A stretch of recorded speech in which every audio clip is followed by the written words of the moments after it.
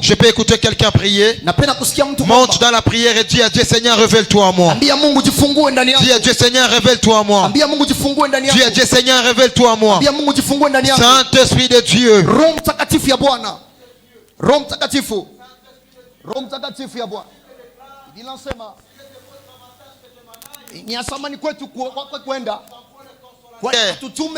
Lui qui vous révélera toutes les choses. La Bible dit qu'ils étaient tous en chambre dans la chambre haute. Et vint tout à coup du bruit comme celui d'un vent impétueux. Et la Bible déclare que le Saint-Esprit était descendu comme le flamme de feu. Ce que j'aime avec le Saint-Esprit, c'est que lorsque le Saint-Esprit descend, il y a des langues de feu que nous dégageons. Parce que la Bible dit que les disciples ont commencé à parler en d'autres langues. Et les parler en langue, c'est un signe du baptême du Saint-Esprit.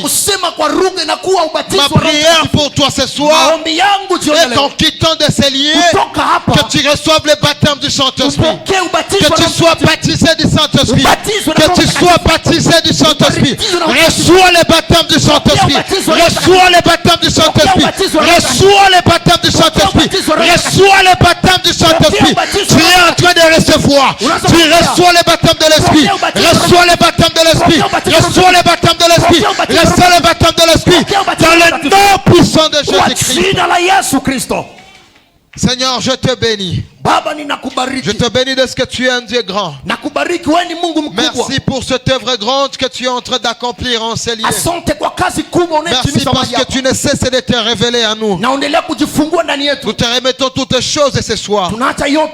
Parle à ton peuple et accomplis tes objectifs. Saint-Esprit de Dieu soit glorifié et que seule la gloire revienne à Dieu et à Dieu seul.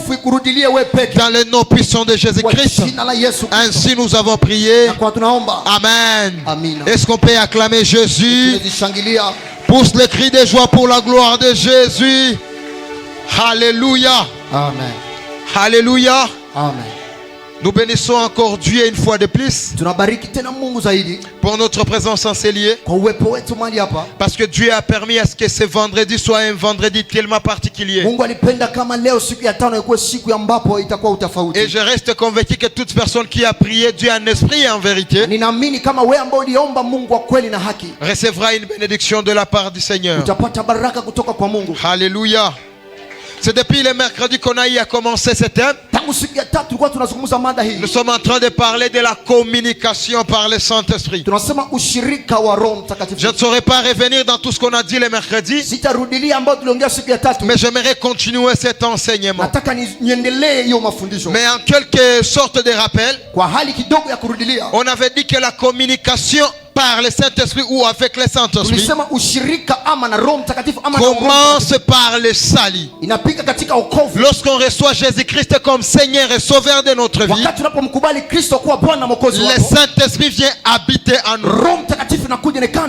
On avait écrit ce jour-là et avons insisté que le Saint-Esprit n'est pas seulement donné au ministre de Dieu, c'est pas seulement au pasteur, c'est pas seulement aux prophètes, c'est pas seulement aux évangélistes, c'est pas seulement aux apôtres, mais dès l'instant où tu reçois Jésus-Christ comme Seigneur et Sauveur, il y a le Saint-Esprit qui vient habiter en toi. Et on s'est dit que pour avoir la communication avec le Saint-Esprit, on doit partir de la communion avec le Saint-Esprit, la communion qui engendre l'union, et cette union qui nous amène à la communication.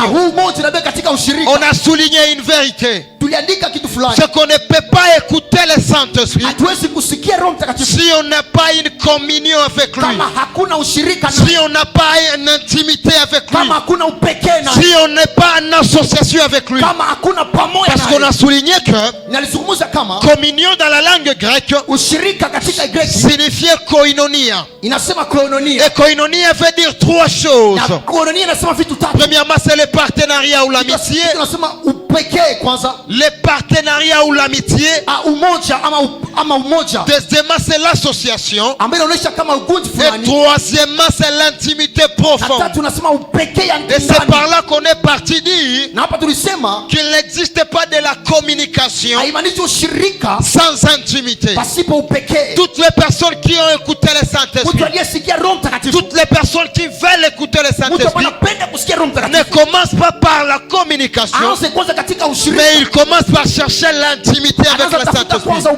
On a donné un exemple que lorsqu'on est amis, on ne commence pas par se dire tous les secrets, mais on commence par développer la communion. On commence par développer l'intimité. Et plus on est en train de grandir dans l'intimité, arrivera un temps où on sera en train de se dire des secrets. Et on se dit que c'est la même chose avec le Saint-Esprit.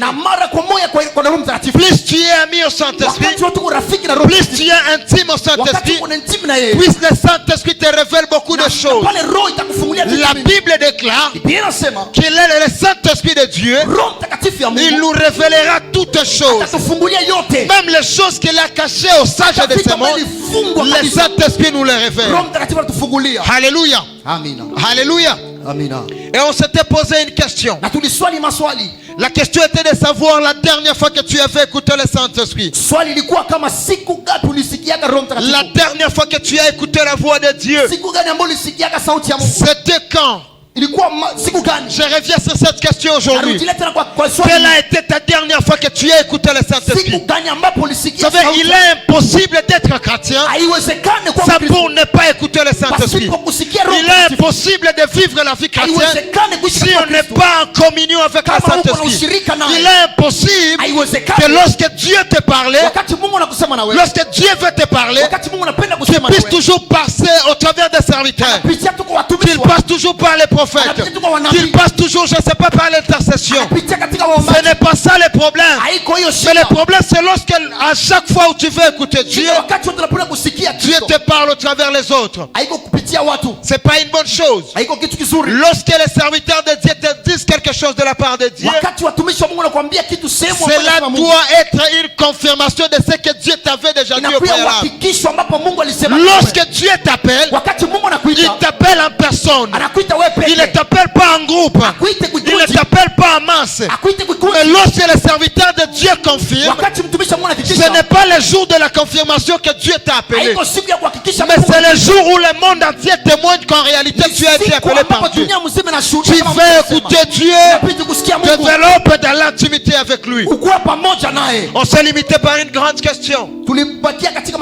Allons dire que le commencement de toutes choses c'est le salut. Ma question était de savoir, est-ce que nous sommes sauvés? Est-ce que nous sommes sauvés? Et on a énuméré quelques points en ce qui concerne le salut. On a premièrement dit que le salut ou accepter Christ ne signifie pas être baptisé. Car on peut être baptisé, mais on demeure païen. Tu peux être baptisé sans pour ne pas être sauvé. Il y a un exemple dans la Bible. Je suis en train de dire dans Marc chapitre 16. Allez par tout le monde et prêchez la bonne nouvelle à toute la création. Le verset 16, la Bible dit: celui qui croira et qui sera sauvé, celui qui croira et qui sera baptisé sera sauvé. Le salut ne commence pas par les baptêmes. Le salut ne commence pas par aller dans les eaux profondes. Le salut commence par croire en Jésus. Et après la croyance en Jésus, on témoigne publiquement par les baptêmes. C'est aussi que plusieurs se font baptiser, mais en réalité ils n'ont jamais reçu Christ. Deuxième des choses, on s'est dit qu'être sauvé Ce n'est pas naître dans une famille chrétienne. Car tu peux être fils d'un pasteur, mais tu n'es pas sauvé. Troisièmement, on a dit que le salut, ce n'est pas la familiarité aux choses de Dieu. Tu peux être habitué aux choses de Dieu, mais tu n'es pas sauvé. Tu peux venir à l'église, tu peux chanter à l'église, tu peux prêcher comme je l'ai fait, mais en réalité tu peux ne pas avoir le salut en faisant ces choses. Alléluia. Et c'est là où on s'est limité le mercredi. J'aimerais continuer par là aujourd'hui. Pour ceux qui l'ont écrivé, le salut n'est pas la pratique de bonnes œuvres. Le salut n'est pas la pratique de bonnes œuvres. Vous savez, tu peux pratiquer les bonnes œuvres, ça pour ne pas être sauvé. Ça pour ne pas être sauvé. Certaines personnes pensent que leurs offrandes, lorsqu'elles offrent à Dieu, lorsqu'ils donnent à Dieu, certaines personnes pensent que leurs offrandes peuvent corrompre Dieu. Bien-aimé, j'aimerais te dire ce soir, notre Dieu c'est un Dieu incorruptible. Tu ne peux pas corrompre Dieu par tes biens. Tu ne peux pas corrompre Dieu par ton argent. Tu ne peux pas corrompre Dieu par tes offrandes. Tu ne peux pas corrompre Dieu parce que tu donnes beaucoup à l'église. Oh là là, beaucoup de gens offrent à l'église et pensent que leurs offrandes peuvent les sauver. L'offrande ne sauve pas. On n'est pas les bonnes œuvres doivent accompagner notre salut, mais ce ne sont pas les bonnes œuvres qui nous sauvent. Si les bonnes œuvres pouvaient nous sauver, les païens pouvaient aller au ciel plus que les chrétiens. Alléluia. Alléluia. On peut tenir ici, on dit, on a besoin d'acheter quelque chose à l'église. À l'église, il y aura beaucoup de calculs. Chacun sera en train de calculer. Est-ce que je vais donner $20? Est-ce que je vais donner 50? Est-ce que je vais donner 100? Mais il y a un païen qui peut se lever et dire, même s'il s'agit de $1000, moi je vais donner les $1000. Mais est-ce que parce qu'il a donné $1000, ça veut dire qu'il est sauvé? Alléluia. Genèse chapitre 4, le verset 4 jusqu'à 5. Genèse 4, 4 à 5. La Bible déclare, et Abel, de son côté, en fit une de premiers-nés de son troupeau et de leur graisse. L'Éternel portant un regard favorable sur Abel et sur son offrande, mais il ne porta pas un regard favorable sur Caïn et sur son offrande. Caïn fut très irrité et son visage fut abattu. Ici, la Bible nous parle de l'histoire de Caïn et Abel. La Bible dit qu'ils sont partis offrir à Dieu. Il y a Caïn qui avait offert à Dieu. Il y a Abel qui a offert également à Dieu. Mais la Bible déclare que l'offrande d'Abel avait trouvé grâce au devant de Dieu. Mais l'offrande de Caïn n'avait pas trouvé grâce au devant de Dieu. La Bible dit que Caïn fut irrité. En termes de bonnes œuvres, Caïn avait posé une bonne œuvre. Mais pourquoi Dieu n'avait pas agréé son offrande? Dieu n'avait pas agréé l'offrande de Caïn parce que ce qui nous rapproche de Dieu, ce ne sont pas nos offrandes. Ce qui nous approche premièrement de Dieu, c'est notre intimité. Avant que ton offrande soit agréable à Dieu, ton cœur doit d'abord être agréable à Dieu. Dieu ne reçoit pas l'offrande d'une personne qui n'est pas agréable à lui. Si tu veux que ton offrande soit agréable à Dieu, commence par rendre ton cœur pire. Commence par faire en sorte que ton cœur soit agréable à Dieu. Parce que le cœur de Caïn n'était pas agréable, son offrande n'a pas été agréable aussi. Alléluia. Alléluia. Bien aimé, le problème ce ne sont pas les offrandes, mais le problème c'est qui apporte l'offrande. Qui apporte l'offrande? Tous nous pouvons offrir à Dieu, mais nos offrandes ne vont pas crier de la même manière. C'est pourquoi Jésus qui avait dit, Jésus avait dit, aseme senti ya ule mchane Il y a d'autres personnes qui pensent que parce que je paye la dîme, je reçois les salis. Laissez-moi te décourager. Tu peux payer la dîme, mais si tu ne commences pas par croire en Jésus, la dîme ne peut pas te sauver. La dîme ne peut pas te sauver. Je ne suis pas contre la dîme. Je ne suis pas contre ceux qui prêchent la dîme. Mais enseignons aux gens que ce n'est pas la dîme qui leur sauve, mais c'est l'attitude de leur cœur d'abord. Alléluia. Alléluia. Vous allez voir une prostituée. Elle part se prostituer. On la donne de l'argent. Et puis elle s'est dit, vu que j'ai péché, je vais prendre cet argent, je vais aller offrir cet argent à l'église et Dieu va me sauver. Mensonge. Tu peux donner tout ce que tu as, ça pour ne pas avoir les salis. Et ce que j'aime avec Dieu, Dieu ne restitue pas ce que nous lui donnons. Il ne restitue pas ce que nous lui donnons. Alléluia. Ce qui fait que tu peux offrir à Dieu, parce que ton cœur n'est pas agréable. Dieu ne dira pas non, rentre avec ton offrande. Dieu va consommer ton offrande, mais les salis tu n'en auras pas. Tu n'auras pas les salis. C'est pourquoi quand tu viens ici à l'église, tu es pécheur, tu peux donner l'offrande, tu peux donner la dîme, tu peux donner les actions de grâce, tu peux donner les libéralités. On ne va pas te restituer ça. Les salis c'est toi et ton Dieu. On va prendre cet argent, on va acheter des baffles, on va acheter les courants, on va servir Dieu, mais toi tu seras toujours païen. On ne va pas restituer. Même si tu venais nous dire, oh non, ça je l'ai reçu je ne sais où. Et nous on a déjà utilisé ça dans l'évangélisation. L'histoire des salis c'est toi et Dieu. Chez Dieu il n'y a pas les réservoirs de restitution. Dieu ne restitue pas ce qu'on lui donne. Alléluia. Alléluia. Est-ce que ton cœur est attaché à Dieu? Est-ce que ton cœur est attaché à Dieu? Dieu n'est pas corruptible.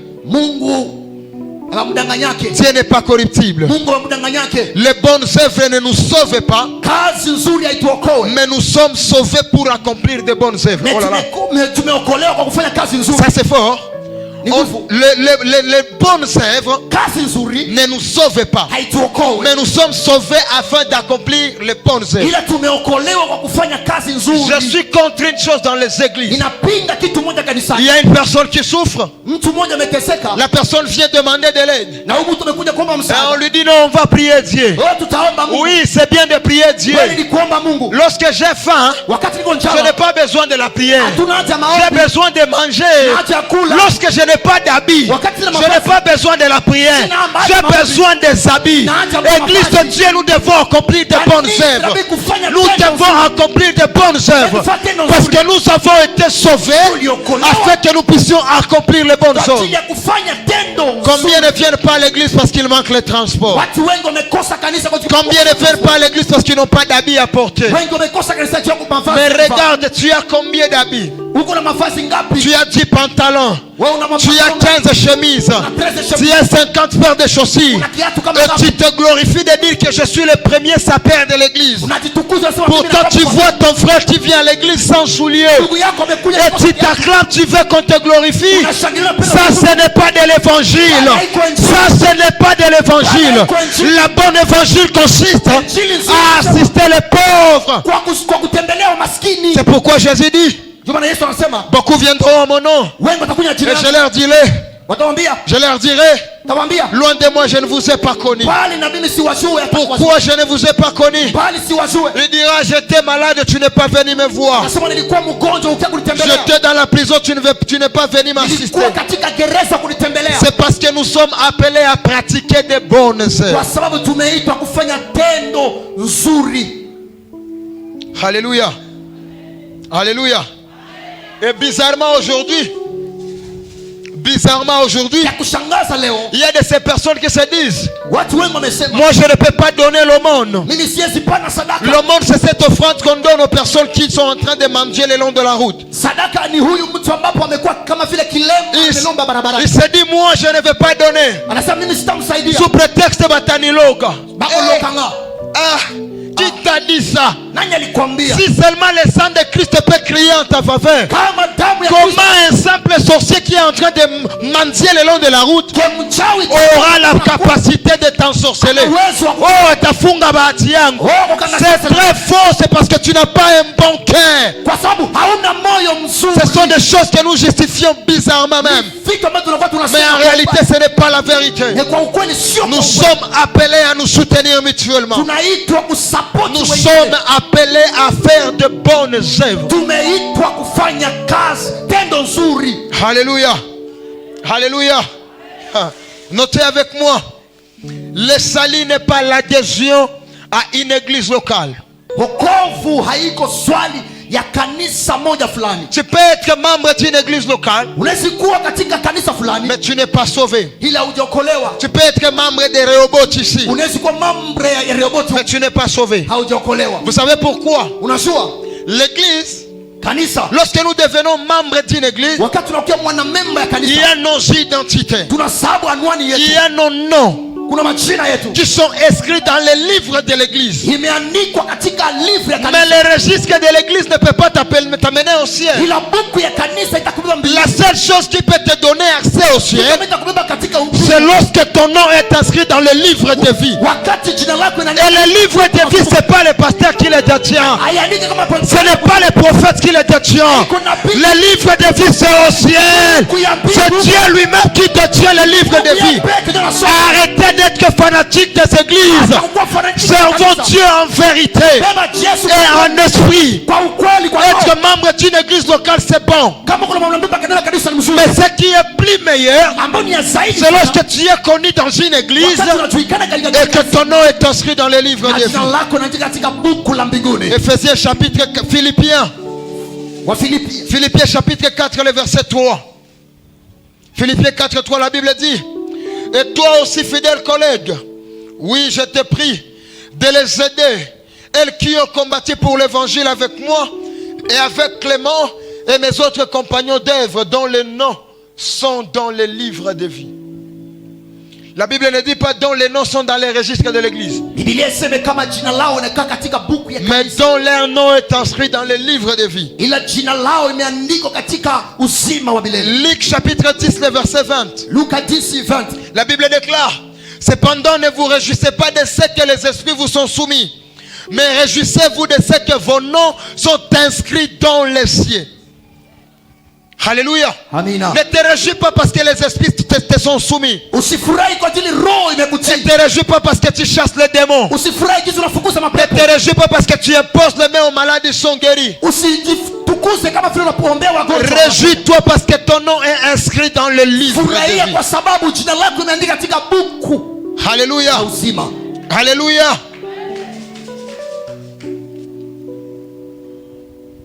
Est-ce que je parle à quelqu'un? Est-ce que je parle à quelqu'un?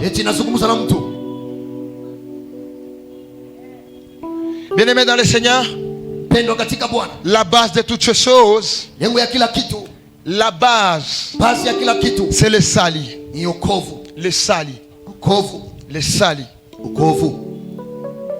Il y a des choses importantes dans la vie chrétienne, que d'avoir le Saint-Esprit en soi, car c'est une garantie de la victoire dans notre marche chrétienne. Ce qui nous garantit que nous serons victorieux, c'est lorsque nous avons l'Esprit de Dieu en nous. C'est là où la Bible déclare que nous ne combattons pas pour la victoire, mais nous combattons dans la victoire. Qu'importe les épreuves, qu'importe les difficultés, lorsque tu as le Saint-Esprit en toi, tu dois avoir l'assurance que tu es victorieux. Alors notons vite 4 raisons pour lesquels Dieu nous donne le Saint-Esprit après la nouvelle naissance. Pourquoi Dieu nous donne le Saint-Esprit après la nouvelle naissance? Première raison, le Saint-Esprit nous donne le pouvoir de vivre la vie chrétienne. Tu ne peux pas vivre la vie chrétienne si tu n'as pas le Saint-Esprit en toi. Souvenez-vous qu'on a lu Galates chapitre 5. La Bible est en train de déclarer: marchez selon l'Esprit et vous n'accomplirez pas les désirs de la chair. Parce que les désirs de la chair sont contraires aux désirs de l'Esprit. Alors si tu veux vivre la vie chrétienne, tu dois avoir le Saint-Esprit en toi. Parce que c'est le Saint-Esprit qui te donne la force. C'est le Saint-Esprit qui te donne le pouvoir de vivre la vie chrétienne. Dans Romains chapitre 7, les versets 15 jusqu'à 19, la Bible déclare: car je ne sais pas ce que je fais, je ne fais point ce que je veux, et je fais ce que je hais. Or, si je fais ce que je ne veux pas, je reconnais par là que la loi est bonne. Et maintenant, ce n'est plus moi qui l'ai fait, mais c'est le péché qui habite en moi. Ce qui est bon, je le sais, n'habite pas en moi, c'est-à-dire dans ma chair. J'ai la volonté, mais non le pouvoir de faire le bien. Car je ne fais pas le bien que je veux, et je fais le mal que je ne veux pas.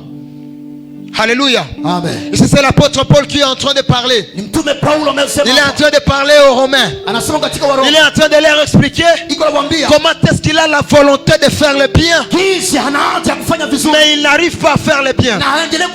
Parce que le bien n'habite pas dans la chair, mais le bien habite dans l'esprit. Alors lui il dit que je veux faire le bien, mais je n'arrive pas à faire le bien. Et ce que j'arrive à faire, c'est ce que moi je déteste. C'est le mal. Le mal que moi je hais, c'est ce que moi j'arrive à faire. Vous savez pourquoi? Parce qu'il y a la différence entre avoir la volonté et avoir le pouvoir d'accomplir. Tu peux avoir la volonté de faire quelque chose, mais tu n'as pas le pouvoir de le faire. C'est ainsi que nombreux peuvent souhaiter vivre la vie chrétienne, mais ils n'ont pas le pouvoir de marcher selon l'esprit. Oui, la volonté est là, mais il n'y a pas le pouvoir. Il n'y a pas le pouvoir. C'était Paul avant sa rencontre avec Jésus. C'était avant qu'il rencontre Jésus. Il est en train de comparer vivre par la loi et vivre la vie chrétienne par la grâce. Oui, la volonté est là, mais il n'a pas le pouvoir. Dans la loi, oui, nous avons la volonté. Nous voulons faire le bien. Nous voulons vivre la vie chrétienne. Nous voulons vivre la sanctification. Nous voulons nous abandonner totalement à Dieu. Nous voulons nous consacrer à Dieu. Oui, la volonté est là, mais ce qui nous manque, c'est le pouvoir d'accomplir cela. Et ce n'est que le Saint-Esprit qui nous donne le pouvoir de vivre la vie chrétienne. Alléluia. Alléluia. Alléluia. Deuxième des choses, Ésaïe chapitre 11, le verset 3. La Bible déclare: il respirera la crainte de l'Éternel. Il ne jugera point sur l'apparence. Il ne prononcera point sur un oui-dire. Là on nous parle, c'est une prophétie messianique. Une prophétie messianique, une prophétie de la venue de Messie. Il dit qu'il respirera la crainte de l'Éternel. C'est Esaïe qui est en train de prophétiser sur Jésus. Il dit que lorsque Jésus viendra, il respirera la crainte de l'Éternel. Il ne sera pas en train de juger sur base de l'apparence. Car le monde nous dit que l'apparence est trompeuse. Juger quelqu'un sur base de ce que tu vois, tu vas te tromper. Tu vas te tromper. Mais également il ne prononcera pas sur un oui-dire.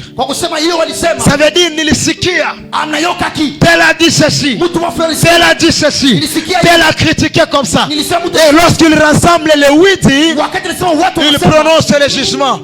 Ça c'est pas notre Christ. Ça c'est pas le Christ. Qui est des chrétiens, qui est des serviteurs de Dieu, qui jugent les gens sur base de witi, qui jugent les gens sur base de l'apparence. Combien de serviteurs sont tombés dans ces erreurs parce que quelqu'un paraît être saint? Oh non, voilà lui, c'est un serviteur de Dieu, il est sauvé. La timidité n'explique pas le salut, le calme n'explique pas le salut. Quelqu'un peut être calme mais il n'est pas sauvé. Écoutez l'histoire de David. La Bible dit que Dieu a rejeté Samuel. Pas Samuel, Saül. Et Dieu a dit au prophète d'aller oindre un roi dans la maison d'Isaïe. Yes. Alléluia. Et lorsque le prophète est arrivé, la Bible dit qu'il a vu le grand frère de David. Et en voyant juste l'apparence, il a dit certainement ça doit être lui.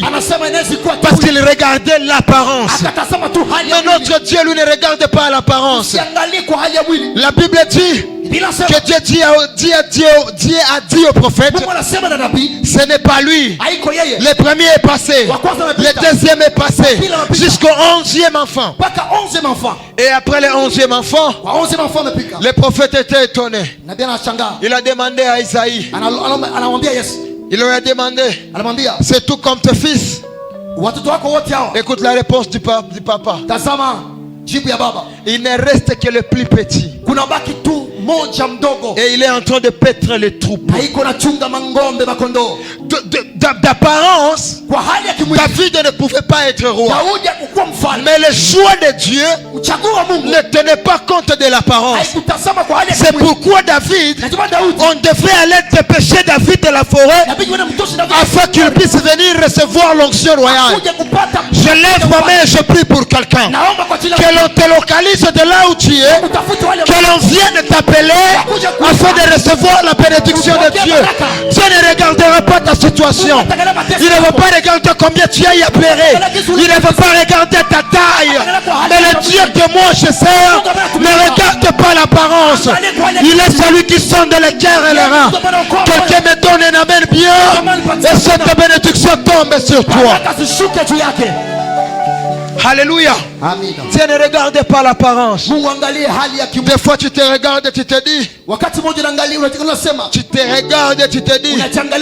je suis petit, je ne peux rien. D'ailleurs dans ma famille ceci et cela. C'était comme Gédéon dans Juge 6.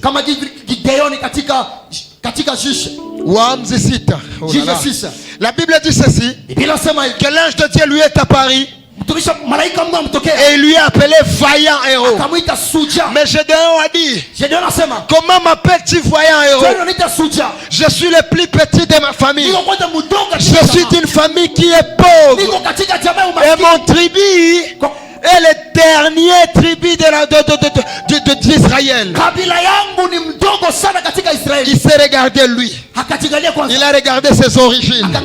Il a regardé la pauvreté de sa famille. Bien aimé, la bonne nouvelle et que Dieu ne tient pas compte de la situation de ta famille. Dieu ne tiendra pas compte de la situation de ta famille pour te lever. C'est vrai qu'il n'y a jamais eu un chef de quartier dans ta famille, mais Dieu peut commencer par toi. Dieu peut inaugurer une nouvelle histoire. Il est le Dieu qui change l'histoire. Là où les gens ont dit que c'est fini, Dieu commence une nouvelle histoire. Oh, je suis un exemple vivant. Dans ma famille, il n'y a pas un prédicateur. Personne ne pouvait le croire. Je suis d'une famille catholique, mais aujourd'hui je peux me tenir et en train de prêcher la bonne nouvelle. Je t'annonce ce soir que Dieu peut inaugurer une nouvelle saison avec toi. Oui, Dieu peut commencer par toi. Il ne tiendra pas compte de ta famille. Il ne tiendra pas compte de ton passé. Il ne tiendra pas compte de ta pauvreté. Non, il tiendra compte de sa grandeur. Parce que lui, il maîtrise bien notre lendemain. Il maîtrise bien notre lendemain. Troisième des choses. Troisième raison. Notez avec moi. Le Saint-Esprit nous est donné afin que la vie de Christ devienne notre vie en Christ. Le Saint-Esprit nous est donné afin que la vie de Christ soit notre vie en Christ. Alléluia. Alléluia. Avez-vous un jour étudié la vie de Christ?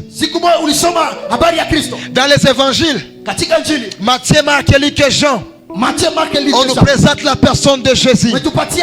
Mais est-ce que tu as un jour pris le temps d'étudier la vie de Jésus? Comprendre comment est-ce que Jésus fonctionnait, comment il fonctionnait dans la puissance, quelle a été la nature de Jésus. Est-ce que nous avons un jour eu ce temps-là? La vie de Christ doit devenir notre vie en Christ. Ça veut dire que lorsque nous venons à Christ, nous devons pratiquer ou faire tout ce que Jésus était en train de faire. La vie de Christ devient notre vie en Christ. S'il opérait dans la puissance, nous devons opérer aussi dans la puissance. S'il opérait dans la manifestation des grâces, nous devons également manifester les grâces. C'est pourquoi il est en train de leur dire que vous accomplirez de plus grandes choses plus que moi. Pourquoi? Parce que vous avez crié en moi. Et ma nature, moi Jésus, est devenue votre nature lorsque vous venez en moi. Mais le mal, le plus grand danger, c'est que nous aimons travailler dans la puissance de Jésus, mais nous ne voulons pas marcher dans la nature de Jésus. Tout le monde aimerait accomplir des miracles. Tout le monde aimerait imposer les mains aux malades et que les malades soient guéris. C'est une bonne chose. C'est une très bonne chose. Mais la plus grande question, est-ce que tu as le caractère de Christ? Le caractère ou la nature de Christ. Est-ce que tu as la nature de Christ? Alléluia. Lorsque nous avons la nature de Jésus à nous, nous devons pardonner comme Jésus. Nous devons aimer comme Jésus. Nous devons avoir la compassion comme Jésus. L'important, c'est pas d'abord faire tomber les gens. C'est pas d'abord chasser les démons. Ça c'est la puissance. Mais la plus grande chose ou la plus grande question, est-ce que tu aimes comme Jésus? Est-ce que tu pardonnes comme Jésus? Est-ce que tu as la compassion comme Jésus? Qu'il y a des chrétiens actuellement qui vivent en conflit avec les autres, seulement parce qu'ils ont du mal à pardonner. Seulement ils ont du mal à pardonner. Tu es venu prier, tu veux que Dieu te bénisse, commence par dégager ton cœur. Si ton cœur n'est pas une prison, c'est pas une prison, mais pose-toi la question, combien de gens tu as enfermés dans ton cœur? Parce que ces personnes ont fait du mal, t'ont fait du mal.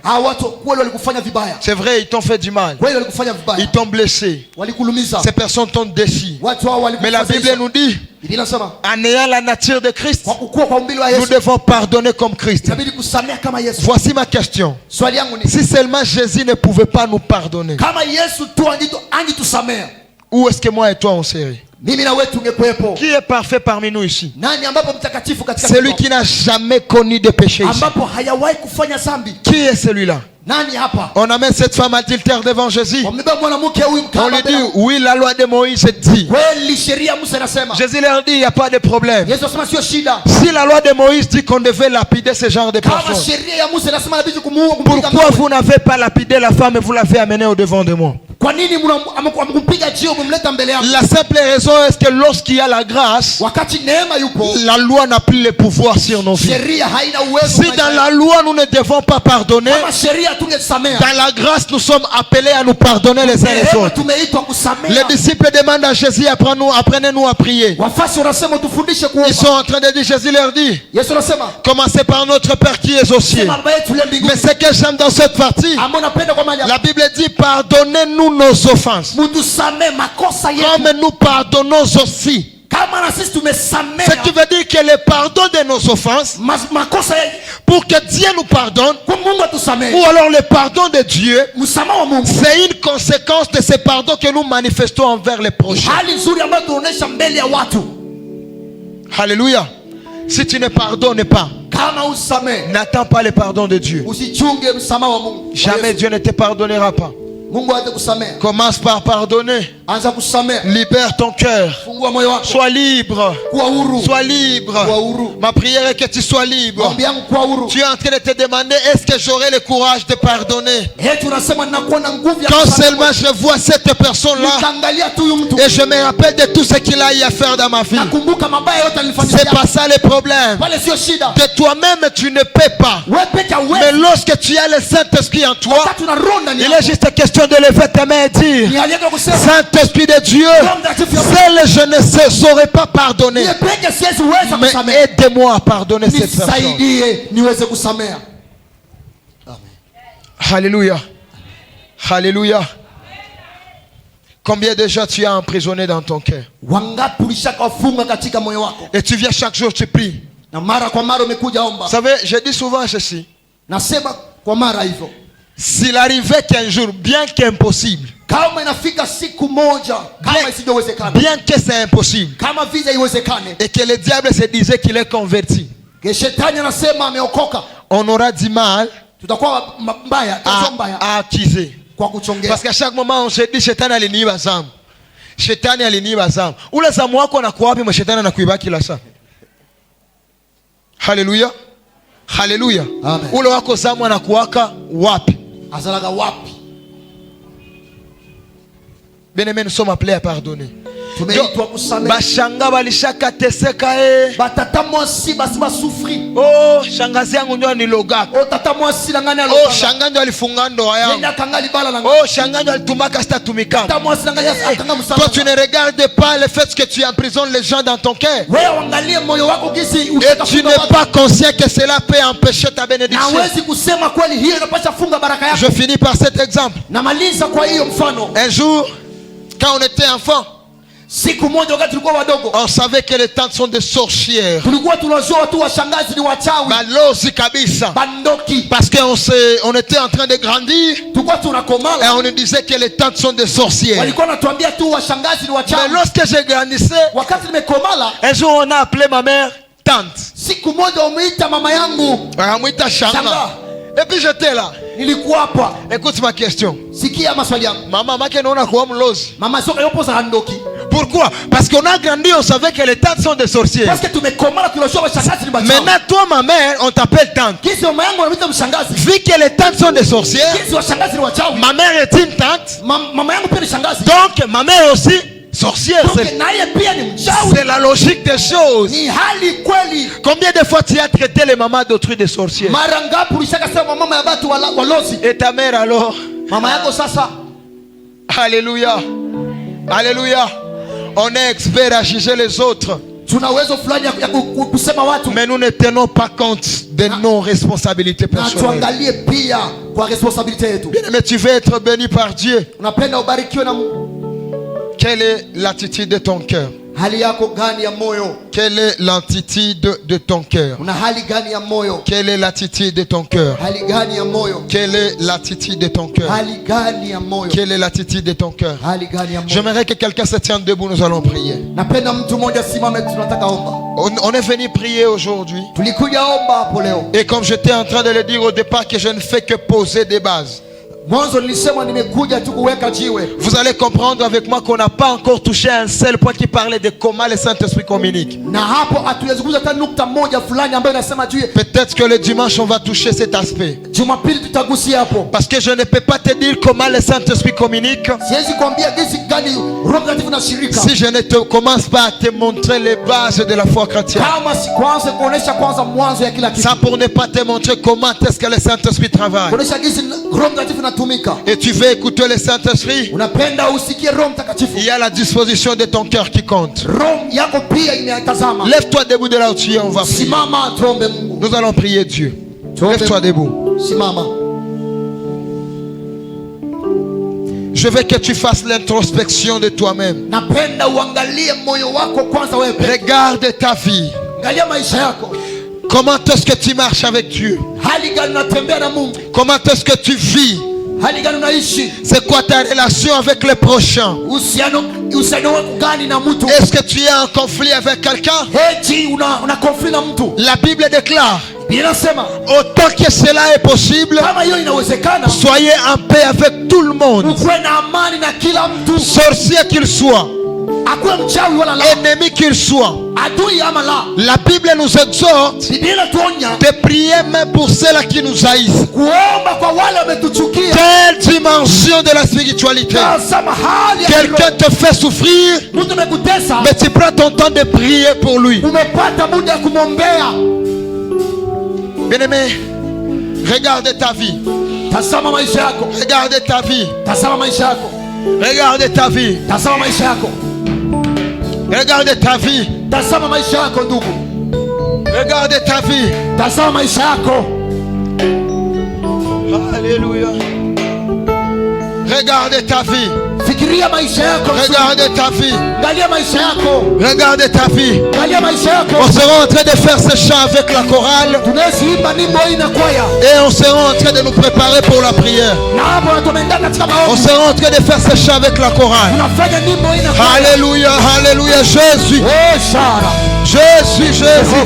Oh, Esabumi baraka yote Mungu aliyo ya kubariki. Ukumbuke mambo yote pia na utashanga kwa heri. Est-ce qu'on peut le faire ensemble? Où est Sabu? Et Sabu. J'aimerais t'écouter chanter. Oh, Mungu aliyokubariki. Mungu aliyoya. Oh, ukumbuke mambo na utashanga.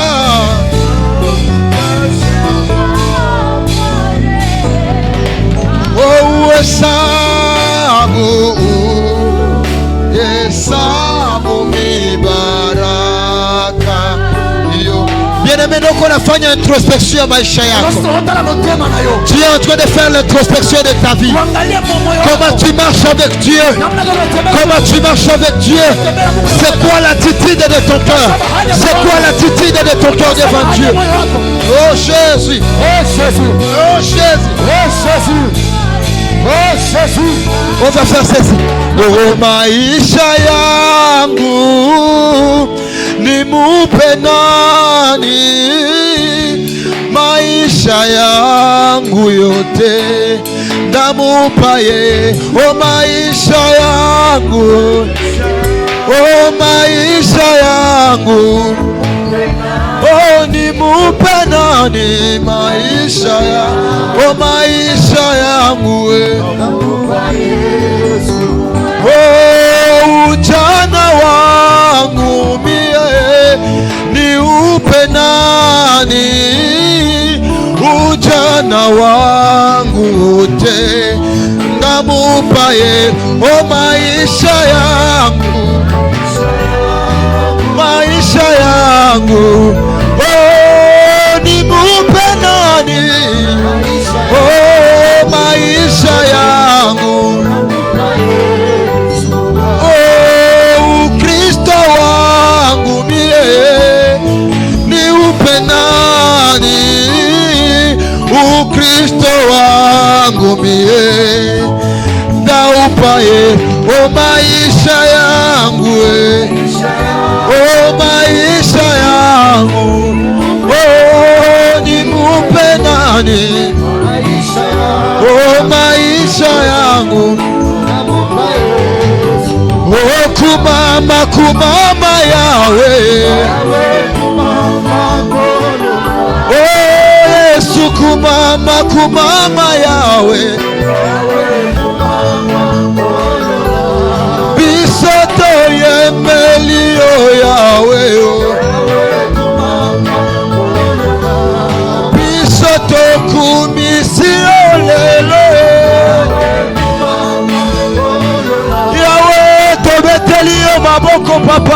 maboko makasi Yesu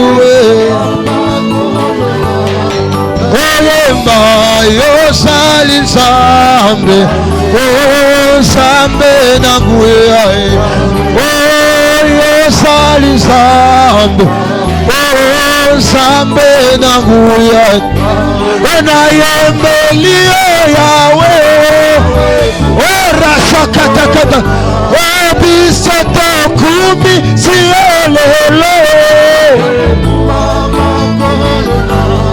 biso tonetoliolelo erashakataka yawe yosali Nzambe oyo Nzambe nanguya yosali Nzambe Nzambe na biso yosali Nzambe Nzambe nanguya yosali Nzambe Nzambe na biso toyembeli lelo. Est-ce que tu peux commencer à élever ta voix et prier Dieu? Élève ta voix et prie Dieu là où tu es. Élève ta voix et prie Dieu là où tu es. Élève ta voix et commence à prier Dieu. Élève ta voix et prie Dieu. Dis à Dieu, Seigneur, la volonté est là, mais il me manque le pouvoir. La volonté est là, mais il me manque le pouvoir. Je veux vivre la chrétienté, mais il me manque le pouvoir. Je veux faire les bonnes œuvres, mais il me manque le pouvoir. Je veux pardonner, mais je n'arrive pas. Seigneur, arrête-moi. Le Saint-Esprit est là. Prie Dieu, prie Dieu, prie Dieu. Prie Dieu là où tu es.